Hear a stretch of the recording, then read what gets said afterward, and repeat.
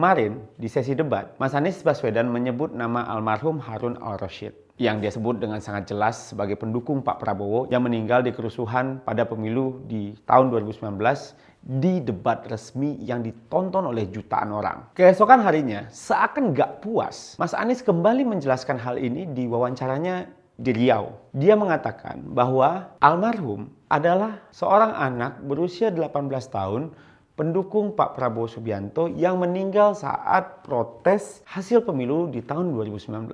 Jujur, saya kecewa. Mengapa Pak Anies sampai menggunakan kebohongan sekejam ini? Kebohongan pertama adalah almarhum Harun al-Rashid tidak berusia 18 tahun, tapi berusia 15 tahun saat kejadian itu terjadi dan ia masih duduk di bangku SMP. Dan kedua, almarhum berada di lokasi bukan karena ingin hadir protes hasil pemilu seperti yang dijelaskan oleh Pak Anies. Almarhum ada di sana hendak melihat unjuk rasa dan dia bukanlah bagian dari rombongan yang datang untuk protes. Mengapa Mas Anies bisa menggunakan kebohongan dengan cara seburuk ini? Menggunakan nama seseorang anak yang sudah tidak ada untuk menyerang orang yang selama ini menaruh badannya untuk Mas Anies. Orang yang mengulurkan tangannya untuk Mas Anies. Orang yang Mas Anies bilang merupakan seseorang yang paling berjasa untuk Mas Anies. 5 tahun lalu Mas Anies bilang Pak Prabowo adalah orang yang paling sering dikhianati.